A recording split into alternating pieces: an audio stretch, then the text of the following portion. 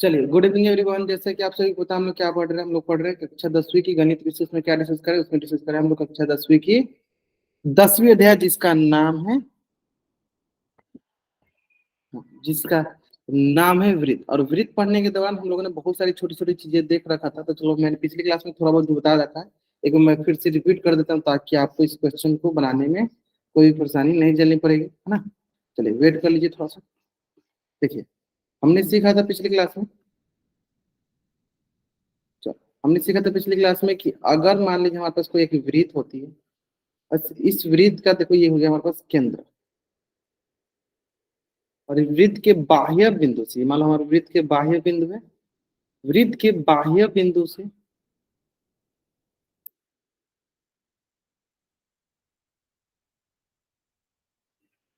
वृत्त के बाह्य बिंदु से खींची गई स्पर्श रेखा हमेशा क्या होती है? बराबर होती है। हमने सिखाया था, वृत्त के बाह्य बिंदु से खींची गई स्पर्श रेखा हमेशा बराबर होती है, ये चीज। और ठीक इसके बाद मैंने ये सिखाया था कि वृत्त के केंद्र से वृत्त के स्पर्श रेखा, या वृत्त के केंद्र से स्पर्श बिंदु को मिलाने वाली त्रिज्या हमेशा एक दूसरे पे क्या होती है? लंब होती है ना। यानी हम क्या बोल सकते हैं? इधर से लंब तो इधर से भी लंब बोल सकते हैं। तो दो स्टेटमेंट जोड़ याद करो। ये यानी इसका मतलब क्या है? O A P angle O P B, ये क्या हो गया हमारे पास? 90 डिग्री। इन दो स्टेटमेंट हम हमेशा याद रख सकते हैं। पहला, वृत्त के बाहरी बिंदु से वृत्त के बाहरी वृत्त के बाहरी बिंदु से, या बाह्य बिंदु बोलो, बाहरी बिंदु या बाह्य बिंदु बोलो, बाह्य बिंदु से खींची गई स्पर्श रेखा खींची गई स्पर्श रेखा स्पर्श रेखा हमेशा क्या होती है? बराबर होती है, हमेशा बराबर होती है। ठीक है। पहला, ये मान हम लोगों ने याद कर रखा था, मतलब स्टेटमेंट जो हमें याद होना चाहिए पहले, कि वृत्त के बाह्य बिंदु से खींची गई स्पर्श रेखा हमेशा बराबर होती है। जैसे पी ए बराबर पी हो गया। एंड सेकेंड, हमने क्या याद रखा है कि वृत्त के केंद्र से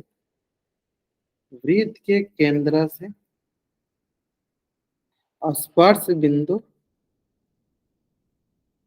स्पर्श बिंदु केंद्र से स्पर्श बिंदु को मिलाने वाली त्रिज्या हमेशा स्पर्श रेखा पे क्या होती है? लंब होती है। स्पर्श रेखा पे लंब होती है। ठीक है। ये दो हमने मतलब स्टेटमेंट सीखा था। पहला कि वृत्त के बाह्य बिंदु से खींची गई स्पर्श रेखा हमेशा क्या होती है? बराबर होती है। जिससे हमने यहाँ बोल दिया पी ए बराबर पी। ठीक उसी प्रकार दूसरा हमने देखा था, वृत्त के केंद्र से खींची गई त्रिज्या स्पर्श बिंदु मिलती है, और वो स्पर्श रेखा पे क्या होती है? लंब होती है ना। ये दो चीजें देखा था। ये दोनों से हमने बोला था कि आपका वृत्त का सारा सारा क्वेश्चन सॉल्व हो जाता है। इसी प्रकार हम क्वेश्चन देख लेते हैं। क्वेश्चन हमारे पास है, ये पहला क्वेश्चन देख लेते हैं। इसको मैं पहले भी सॉल्व करा चुका हूँ। देखो, क्वेश्चन नंबर 10 क्या बोला गया है? सिद्ध कीजिए कि किसी बाह्य बिंदु से वृत्त पर खींची गई स्पर्श रेखाओं के बीच का कोण स्पर्श बिंदुओं को मिलाने वाले रेखाखंड द्वारा केंद्र पर अंतरित कोण का संपूरक होता है ना। तो मैं थोड़ा बहुत इसमें आपको हिंट दे देता हूँ, ताकि आप इसको बना सकोगे। हमारे पास एक वृत्त है। चलो, एक वृत्त लाते हैं यहाँ पे। ये चलो, ये एक हमारे पास वृत्त हो गई। और हम एक बाह्य बिंदु ले लेते हैं। लेकिन ये बाह्य बिंदु है। अब मान लो बाह्य बिंदु से हम स्पर्श रेखा ले लेते हैं। तो बाह्य बिंदु से क्या बोलो? ये स्पर्श रेखा है ए, ये वही बी, है ना। अभी ये दोनों क्या है? हमें पता है ये दोनों क्या होती है? बराबर होती है। अभी मान लो हमारे पास केंद्र हो गया। ये हमारे पास हो गया केंद्र। ये कि मान लो इसके बीच का ये कोण है ना। ये इसके बीच का कोण है। तो बोला गया है क्या कि स्पर्श रेखाओं के बीच का कोण और वृत्त के केंद्र पे अंतरित कोण ये एक दूसरे के समपूरक। कहने का मतलब ये हुआ कि अगर मैं बोलूं A O B plus A P B, ये क्या होनी चाहिए? 180 डिग्री होनी चाहिए। क्या होनी चाहिए? 180, मतलब एक दूसरे के क्या होना चाहिए? संपूरक होना चाहिए, है ना। यही हमें क्या करना है? साबित करना। चलो, आप 2 मिनट समझ लो, आराम से बनाओ। साबित करना है।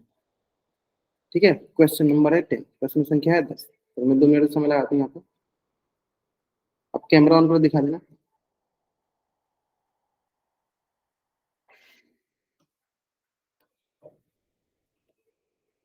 चलिए आराम से, नहीं कैमरा ऑन करके आप दिखा सकते हो।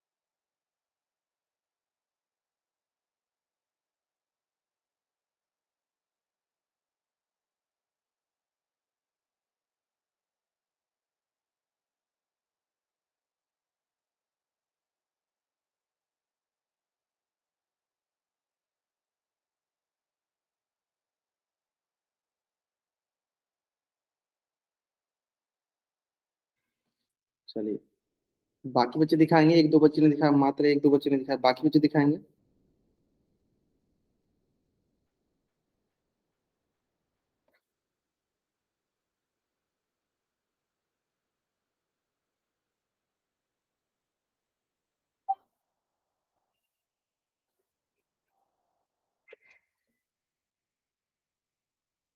Good evening, good evening. थोड़ा सा जल्दी कोशिश कीजिए, मुस्कान नाम से जो बच्चे हैं, थोड़ा जल्दी कोशिश कीजिए ज्वाइन करने के लिए। डिस्कस किया जाए इसको। बहुत आसान सा क्वेश्चन है। देखो हमें क्या पता है, अभी मैंने दिखाया भी आपको कि वृत्त के केंद्र से स्पर्श बिंदु को मिलाने वाली त्रिज्या हमेशा क्या होती है, लंब होती है। अगर आप ध्यान दो, ये क्या होगा, ये लंब होगा, ये भी लंब होगा। तो कैसे इसको बोलेंगे हम, चलो उसमें लिख देता हूँ। पहला लिखूंगा कि एंगल ओ ए पी बराबर है एंगल ओ पी बी के किसके हिसाब से, 90 डिग्री। क्यों, तो बोलेंगे वृत्त के केंद्र से स्पर्श बिंदु को मिलाने वाली, स्पर्श बिंदु को मिलाने वाली, केंद्र से स्पर्श बिंदु को मिलाने वाली त्रिज्या हमेशा स्पर्श रेखा पे क्या होती है, लंब होती है। स्पर्श रेखा पे लंब होती है। ठीक है, ये पहला स्टेटमेंट हम लोगों को एक याद होगा, यानी इससे मतलब हमें ये 90 और ये 90 मिल गया। चलो अब क्या करते हैं, हमारे पास एक रेक्टेंगल दिख रहा है। इस रेक्टेंगल, रेक्टेंगल मतलब क्वाड्रेट्रल दिख रहा है, चतुर्भुज दिख रहा है, चतुर्भुज को बना देते हैं, ए ओ बी एंड ये बी, है ना। तो यहाँ पे हमारे पास ये हो गया 90, ये हो गया 90। अब एक एंगल ये हो गया, एक एंगल ये हो गया, ठीक है। तो ये 90 डिग्री, ये भी 90 डिग्री। तो हमें क्या बताया, we know that the sum of all the angles of quadrilateral is 360 degree. मतलब चतुर्भुज के चारों कोणों का योग किसके बराबर होता है, 360 डिग्री के बराबर होता है। चलिए ऐड करते हैं, angle A plus angle O, इसको थोड़ा और अच्छे से लिख देते हैं, A O B plus angle O B P plus angle B P A plus angle P A O किसके बराबर होता है, 360। क्यों, हम जानते हैं क्या है, चतुर्भुज के चारों कोणों का योग, चारों कोणों का योग कितना होता है, 360 डिग्री के बराबर होता है।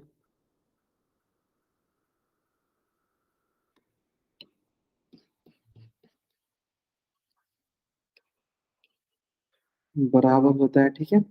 चलो तो यानी सबसे पहले अगर हम ध्यान देंगे यहाँ पे, तो क्या हमें ए ओ बी का मान पता है, नहीं, हम ए ओ बी की जगह ए ओ बी रख देते हैं। ओ बी पी का मान पता है 90 डिग्री। वी पी ए हमें नहीं पता। जो पी ए ओ का मान हमें पता है 90 डिग्री। किसे हो गया 360 डिग्री।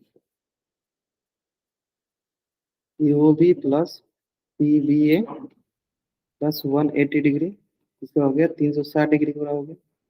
यहाँ से A O B plus angle P B A B P A बराबर क्या होगा 360 माइनस 180 डिग्री। इसके बराबर हो गया 180 डिग्री का।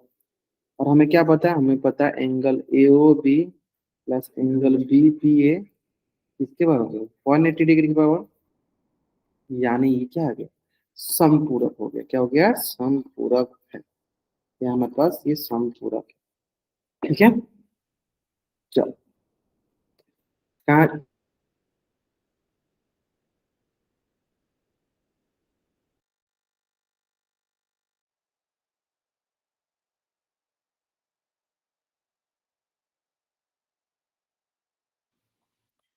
चलो इस प्रकार हम जैसे हमें क्या पता है, हमें पता है, हमें क्या पता है, हमें पता है कि मान लो कोई दो एंगल ले लो। एक ये एंगल हो गया, ठीक है, ए ओ बी। और एक ये दूसरा एंगल हो गया हमारे पास ए पी बी। अब देखो इन दोनों का योग क्या दिया है? इन दोनों का योग दिया 180 डिग्री। इसका मतलब ये हुआ कि अगर मैं बोलूं यह एंगल और यह एंगल का जोड़ जब 180 डिग्री दिया है, इसका मतलब एंगल ए ओ बी संपूरक है हमारा एंगल ए पी बी के। संपूरक किसके एंगल ए पी बी के। क्लियर है। चलिए जल्दी आप इस पेज का स्क्रीनशॉट ले लीजिए और चैट बॉक्स में आप डबल वाई टाइप कर दीजिए।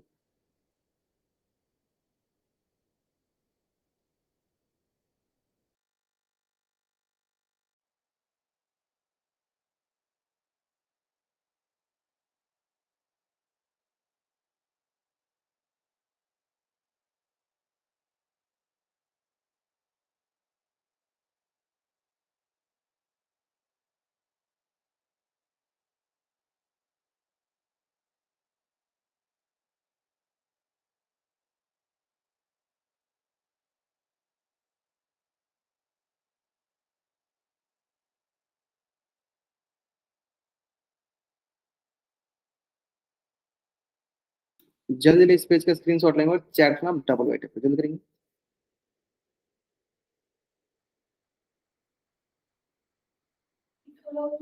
ठीक है, आगे बढ़ गए।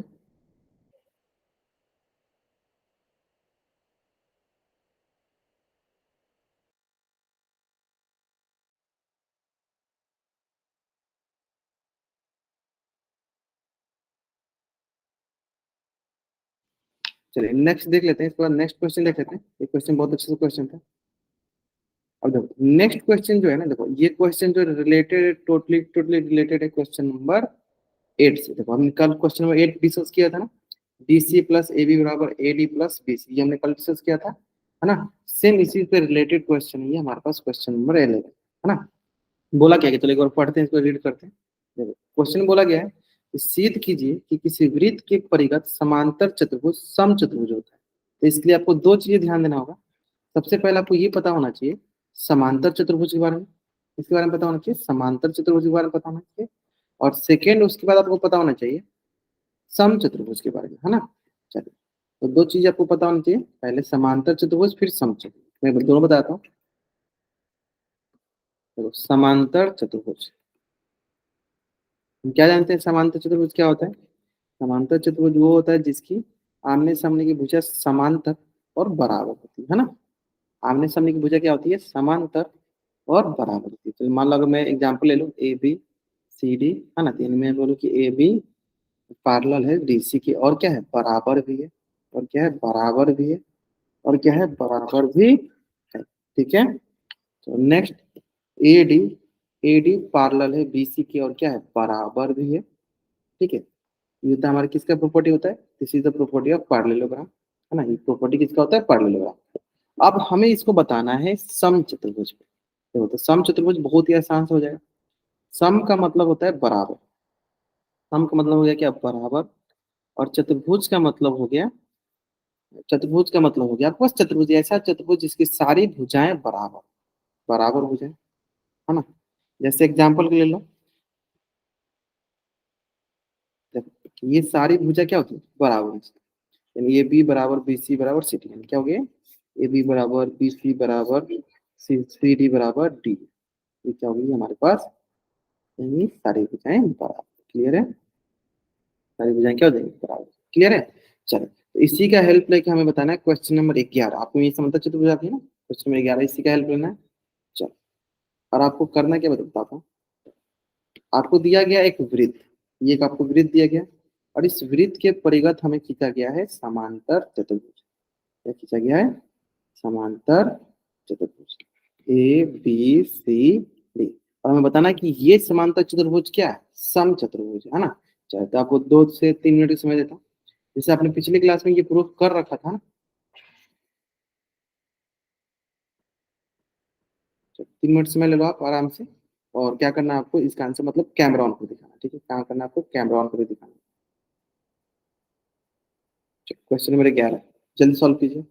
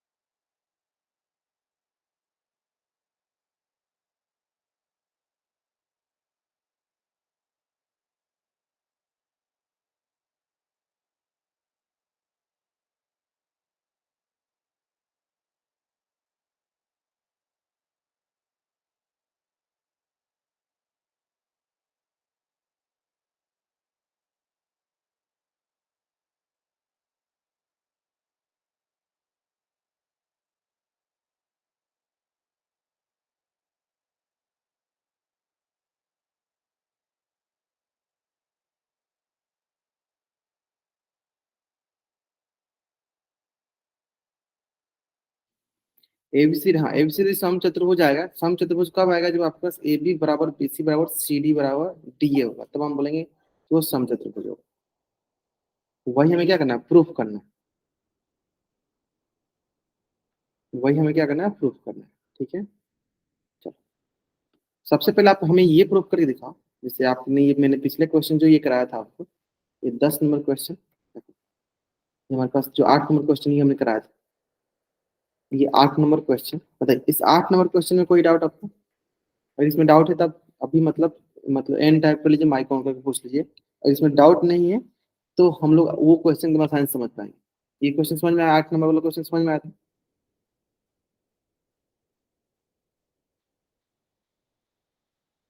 चलिए, अगर आपको समझ में आया था तो चैट में आप वाई टाइप कर दो। अगर आपको समझ में आया था आप चैट में वाई टाइप कर दो। आइए तो समझ में।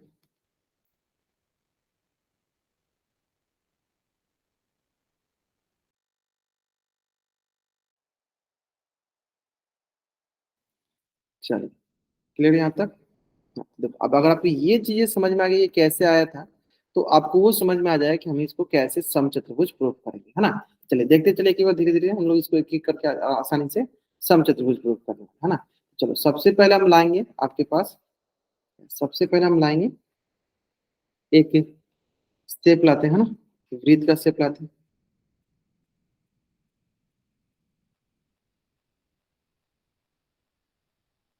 तो देखिए वृत्त आ गया, इस वृत्त के परिघ, है ना, चतुर्भुज खींचा गया, तो शुरू में बोला गया कि वो चतुर्भुज कैसा चतुर्भुज है, समांतर चतुर्भुज। शुरू में क्या बोल दिया गया कि ये चतुर्भुज कैसा चतुर्भुज है, समांतर चतुर्भुज।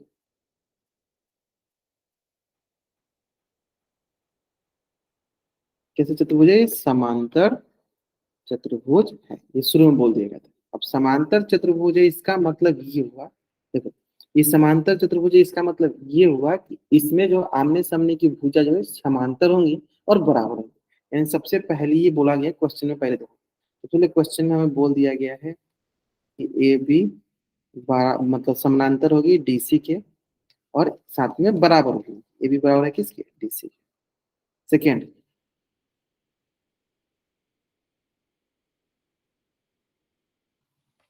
चलो दूसरा हो जाएगा हमारे पास एडी समानांतर है बीसी के, इसका मतलब एडी बराबर होगा किसके, एडी बराबर हो जाएगा हमारे पास बीसी के, एडी बराबर हो जाएगा बीसी के।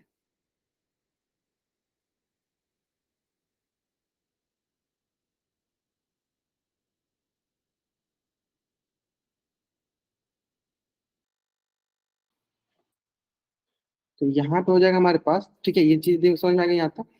ये हमें मतलब क्वेश्चन में ही दिया गया है कि क्वेश्चन बोला गया है कि एक वृत्त के परिगत समांतर चतुर्भुज खींचा गया है। और समांतर चतुर्भुज क्या होता है, जिसके आमने सामने की भुजा समांतर हो और बराबर, आमने सामने की भुजा क्या हो, समांतर और बराबर, ये चीज हमें क्वेश्चन में दिया गया था। अब हमें ये प्रूफ करने के लिए बोला गया है, ये हमें साबित करने के लिए बोला गया है, साबित करना है कि यह जो चतुर्भुज है ये क्या हो जाए, समचतुर्भुज। और हमें क्या होता है कि समचतुर्भुज तभी वो चतुर्भुज समचतुर्भुज होगा जब इसकी चारों भुजा बराबर हो। ए बी बराबर बी सी बराबर सी डी बराबर डी है। मतलब मेरा ओवरऑल टारगेट क्या है, मेरा ओवरऑल टारगेट है कि हमें किसी तरह ए बी बराबर बी सी बराबर सी डी बराबर डी हमें ओवरऑल बराबर कर देना, ये हमारा ओवरऑल टारगेट है। चलो तो हम अभी यहाँ पे यूज करेंगे वृत्त का प्रॉपर्टी। क्या प्रॉपर्टी है कि वृत्त के बाह्य बिंदु से खींची गई स्पर्श रेखा हमेशा क्या होती है, बराबर होती है। चलो तो वृत्त के बाह्य बिंदु ले लेते हैं। ये वृत्त के बाह्य बिंदु, तो वृत्त के बाह्य बिंदु से खींची गई स्पर्श रेखा हमेशा क्या होगी, बराबर। चलिए ये दोनों बराबर, ये बराबर होती है, ये बराबर होंगे, साथ में ये भी बराबर होंगे, है ना। यानी वृत्त के बाह्य बिंदु से खींची गई स्पर्श रेखा हमेशा बराबर होती है। चलो इसको अब लिख लेते हैं, है ना, इसको अच्छे से लिख लेते हैं हम लोग।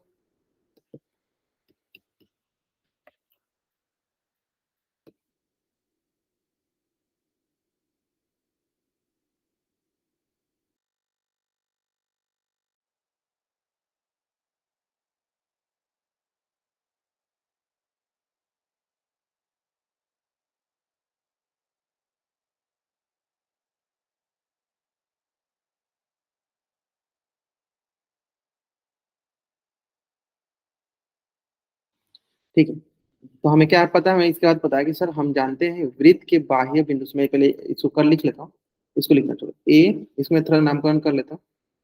जैसे मान लीजिए ई से स्टार्ट करते हैं, ई एफ जी एच, ठीक है।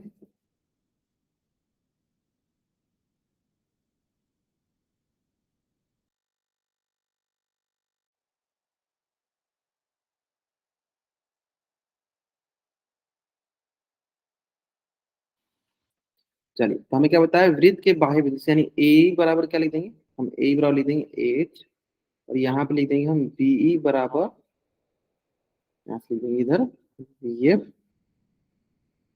ठीक है। अब यहाँ से अगर हम ध्यान देंगे तो डी जी बराबर डी एच, और डी जी के बाद आ गया जी सी बराबर एफ सी। ये कैसे हुआ, ये हुआ वृत्त के बाह्य बिंदु, वृत्त के बाह्य बिंदु से खींची गई स्पर्श रेखा खींची गई स्पर्श रेखा हमेशा क्या होती है, बराबर होती है, हमेशा बराबर होती है, हमेशा बराबर होती है ना।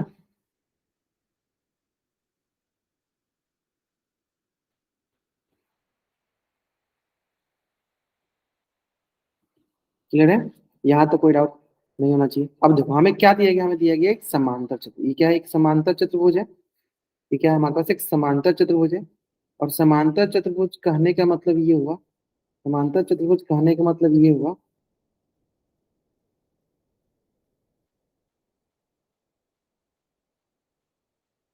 ऐसे वेट कर लीजिए।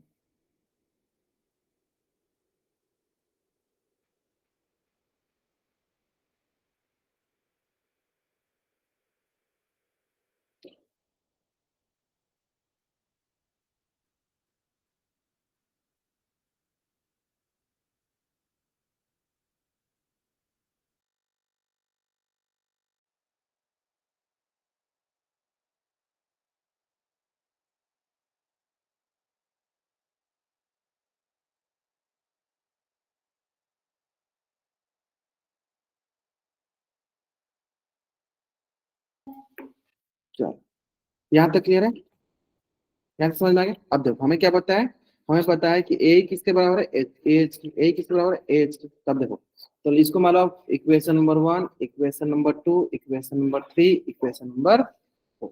हम क्या करते हैं, समीकरण 1 2 3 4 हम ऐड करते हैं, समीकरण 1 2 3 4 हम ऐड करते हैं। चलो, तो जैसे ही हम समीकरण 1 2 3 4 को ऐड करते हैं, समीकरण 1, समीकरण 2, समीकरण 3, समीकरण 4, तो हम क्या करते हैं, ऐड करते हैं। जैसे हम समीकरण 1 2 3 4 को हम ऐड करते हैं, चलो यहाँ से A plus B plus D G plus G C बराबर क्या है, A H plus V F plus D H plus F C, है ना। अब हमें क्या पता है, हमें पता है, देखो दो दो का कॉम्बिनेशन लेंगे, देखो ए ई, देखो ये हो गया ए ई और क्या बी, देखो ये बी, ये दोनों मिलके क्या हो जाएगा, ये दोनों मिलकर हो गया सर ए बी, ये दोनों मिलकर क्या हो गया सर ए बी प्लस, देखो डी जी और जी सी, ये दोनों मिलकर क्या हो जाएगा, ये दोनों मिलकर हो जाएगा हमारे पास डी सी। ठीक उसी प्रकार देखो यहाँ से यहाँ तक ए एच और यहाँ से यहाँ तक डी एच या एच एच डी, या हमने कहीं मिस्टेक किया, हाँ बी एफ बाद हमने यहाँ पे जी डी एच लिखना था, क्या लिखना था यहाँ पे हमें डी एच, है ना। देखो यहाँ से यहाँ तक ए एच और यहाँ से यहाँ तक डी एच, ए एच और ये गया डी एच, ये मिले क्या हो जाएगा, ये मिलकर हो जाएगा हमारे पास ए डी। फिर देखो वी एफ और ये हो गया एफ सी, ये मिलकर हो गया बी सी। यहाँ तक कोई डाउट नहीं होगा, यहाँ तक एकदम अच्छे से समझ में आ गया था, यहाँ तक एकदम अच्छे से समझ में आ गया होगा, यहाँ तक एकदम अच्छे से समझ में आ गया होगा, यहाँ तक कोई डाउट नहीं होगा। उम्मीद करते हैं यहाँ तक समझ में आ गया। ठीक है, अब हमें क्या करना है, अब हमें करना क्या है, अब हमें करना क्या है, अब हमें थोड़ा सा इस पे ध्यान देना है। क्या ध्यान देना थोड़ा इस पे, कि सर हमने सीखा कि समांतर चतुर्भुज की आमने सामने की भुजा समांतर और बराबर भी होती है। इसका मतलब ये हुआ कि यहाँ पे जो ए बी बराबर डी सी था, तो क्या हम इसको ऐसे नहीं लिख सकते हैं क्या, A B plus D C की जगह भी ए बी आराम से लिख सकते हैं। अगेन ए डी बराबर क्या है, बी सी, तो यहाँ पे ए डी की जगह ए डी लिख सकते हैं, और बी सी की जगह क्या लिख सकते हैं, बी सी की जगह ए डी ही लिख देते हैं।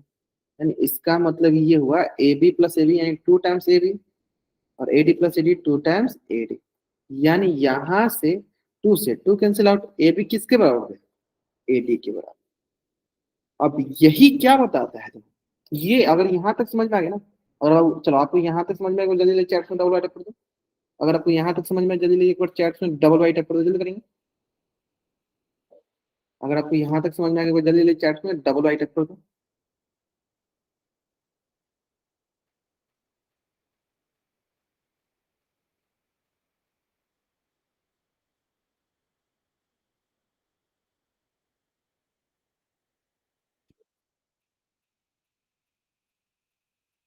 यहाँ तक आ गया,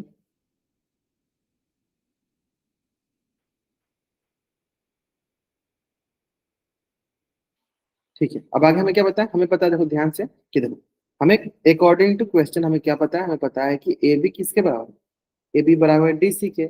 लेकिन अभी हमने क्या देखा, ए बी किसके बराबर हो गया, ए डी के। ए बी किसके बराबर हो गया, ए डी के। और हम क्या जानते हैं, ए डी किसके बराबर, बी सी के। यानी ओवरऑल ये सब के सब क्या हो गए बराबर। इसको थोड़ा अच्छे से लिख देते हैं।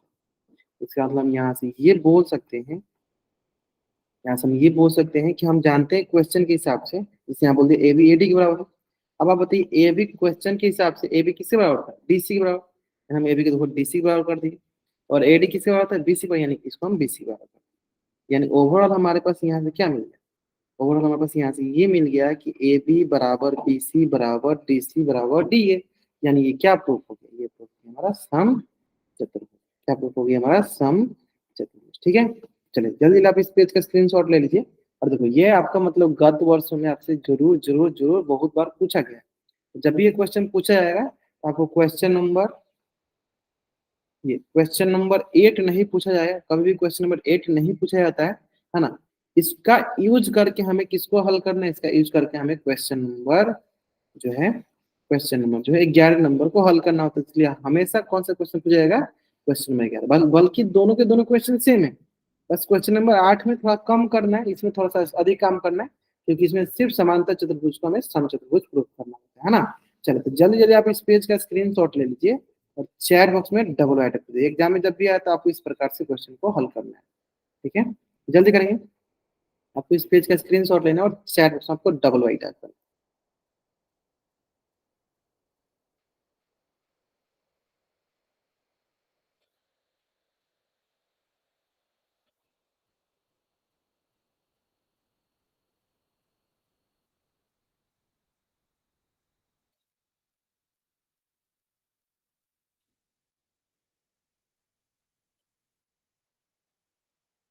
ठीक है,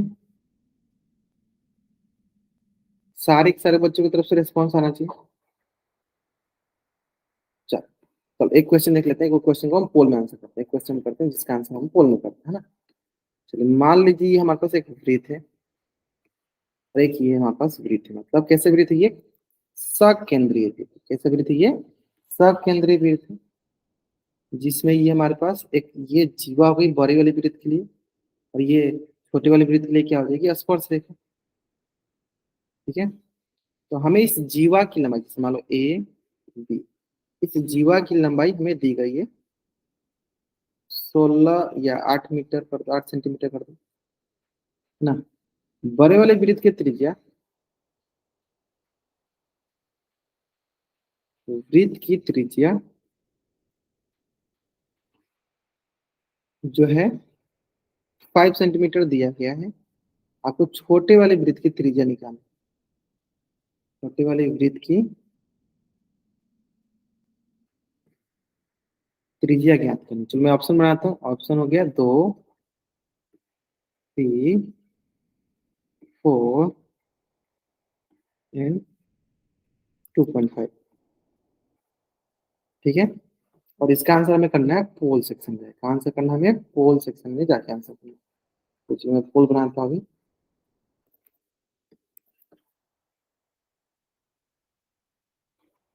चलो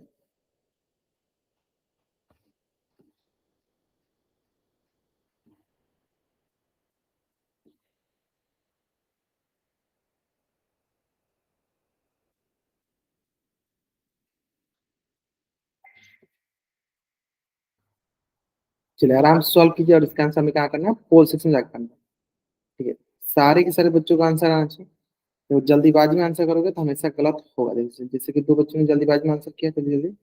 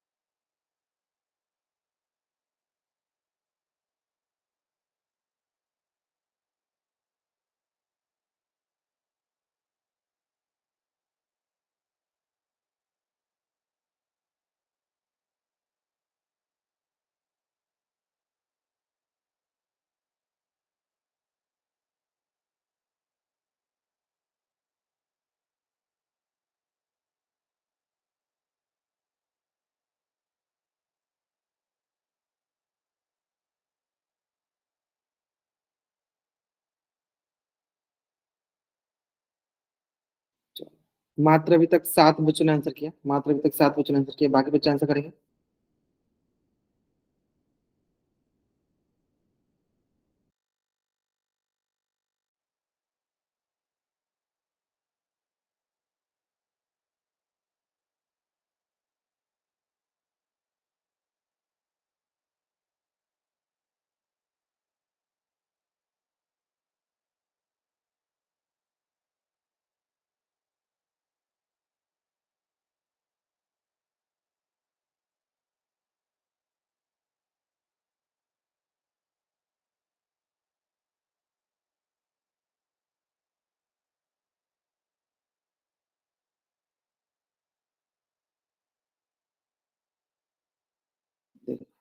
ओनली देखो 8 मतलब स्टूडेंट गिवन आंसर, मतलब 50% बच्चों ने ही आंसर किया, 50% बच्चों ने आंसर किया।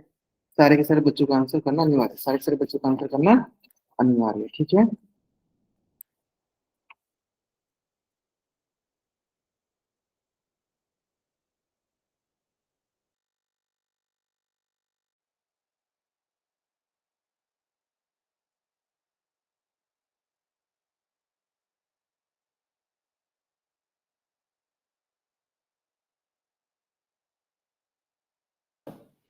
डिस्कस कीजिए बाबू, डिस्कस कीजिए। तो इसको डिस्कस करते हैं, बहुत आसान सा क्वेश्चन है।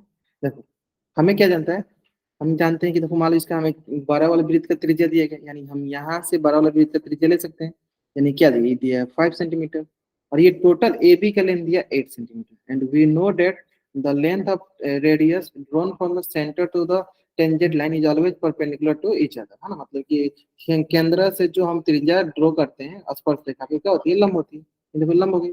और इसी के हमें मान निकालनी, यही त्रिज्या के मान, चलो इसे ओ कर दो, ये ठीक है, इसी के हमें मान निकालनी। जब ये टोटल 8 सेंटीमीटर है तो यहाँ से यहाँ तक ये क्या हो जाएगा, 4 सेंटीमीटर, ये क्या होगा 4 सेंटीमीटर। हमारे पास एक ट्रेंगल दिख रहा है, हमारे पास क्या दिख रहा है, एक ट्रेंगल दिख रहा है। देखिए हमारे पास ट्रेंगल दिख रहा है, ए डी ओ, जिसमें ये हो गया 5 सेंटीमीटर, ये हो गया 4 सेंटीमीटर, ये हो गया आर। यानी अगर हमें ओडी निकालना है तो ओडी क्या हो जाएगा हमारे पास, ए ओ का whole square minus A D का होल स्क्वायर। ओडी हो गया देखो आर का, यानी ए ओ क्या होगा 5 का होल स्क्वायर माइनस 4 का होल स्क्वायर। आर का स्क्वायर जो होगा 25 माइनस 16, यानी यहाँ से आर क्या होगा, root 25 minus 16 that is equal to 9 हो गया, है ना। यानी रूट 9, और रूट 9 किससे बड़ा होता है, 3 सेंटीमीटर। यानी option D is the right answer, option D is the right answer. यानी आर का मान कितने का बड़ा होगा, 3 सेंटीमीटर। आर का मान कितना बड़ा होगा, देखिए मतलब अधिकतर बच्चों का आंसर जो है मतलब सही है ना, 3 सेंटीमीटर। ठीक है, चलिए नेक्स्ट क्वेश्चन देखा जाए। नेक्स्ट क्वेश्चन देखते हैं। चलो इसको आगे के 2 क्वेश्चन डिस्कस करेंगे, पहले हम यहाँ कर लेते हैं। मैम क्लास करेंगे, तो अधिकतर, अच्छा आप लोग क्लास का लिंक नहीं मिला था क्या, क्लास का लिंक मिला था ना ग्रुप में। अच्छा जब एक बच्चे का मैसेज आया कि सर क्लास का लिंक नहीं है, आपको क्लास का लिंक नहीं मिला था आज क्लास का। एक बार चैट में बताइए, आप लोगों को क्लास का लिंक मिल गया था, चैट में वाइट टाइप कर दीजिए।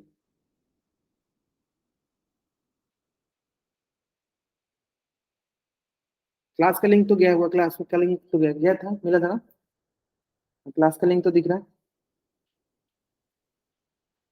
है ना। चलिए देखिए, तो एक दूसरा क्वेश्चन देख लेते हैं, दूसरा क्वेश्चन देख लेते हैं, चलो। ये हमारे पास एक वृत्त है, और इस वृत्त से ये केंद्र से दूर एक स्थित एक बिंदु है, मान लीजिए ओ हो गया। और ये स्पर्श रेखा की लंबाई हमें दे दी गई 17 सेंटीमीटर, त्रिज्या भी दे दी गई हमारे पास 8 सेंटीमीटर। तो हमें केंद्र से उस बाह्य बिंदु की दूरी ज्ञात करनी, यानी ओपी का मान ज्ञात करना। चलिए आप 1 मिनट का समय ले लीजिए, और इसका आंसर आपको करना है, 2 मिनट समझ लीजिए इसका आंसर करना आपको चैट बॉक्स में। तो पोल से, चलो इसको मैं पोल क्रिएट करा दूँ।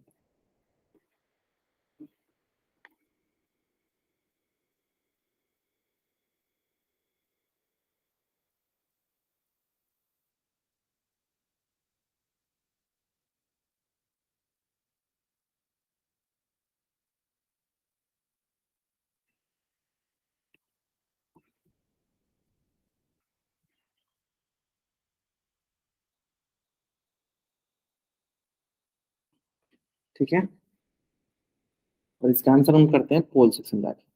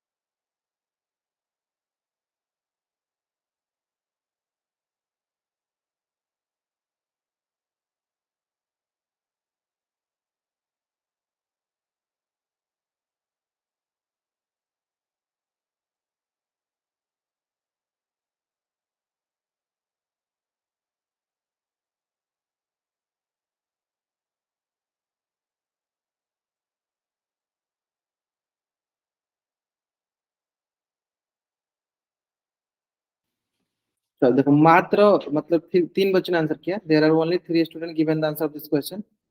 मात्र 3 बच्चों ने आंसर किया।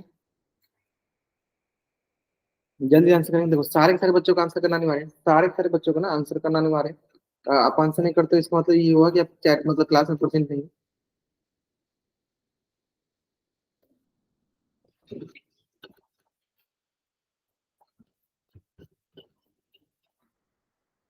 तो सारे के सारे बच्चे आंसर करेंगे। सारे के सारे बच्चों की तरफ आंसर आना चाहिए।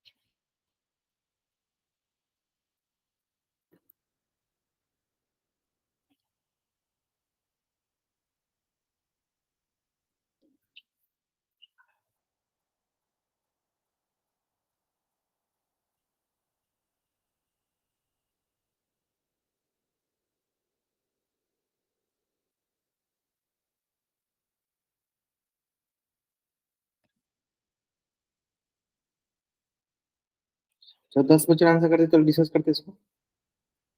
देखिए, तो ये हो जाएगा ओपी। यहाँ पे मतलब ए ले लेते हैं। ठीक है। ये क्या होगा, हमें पता है कि वृत्त के केंद्र से वृत्त के स्पर्श बिंदु को मिलाने वाली ना त्रिज्या स्पर्श रेखा पे क्या होती है, लंब होती है। यानी ये लंब, लंब हो गई है ना। चलो देखो,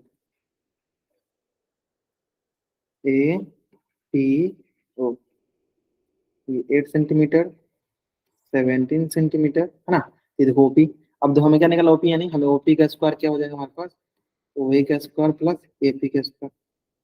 ओपी हो जाएगा हमारे पास वही मतलब 8 का स्क्वायर प्लस 17 का स्क्वायर।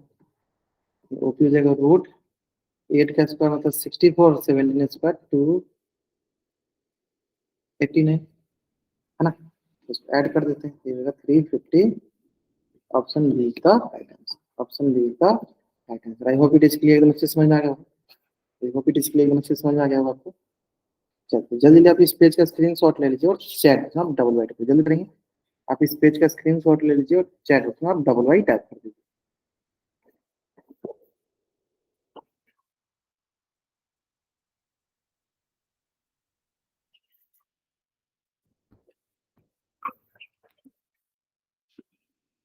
क्लियर है?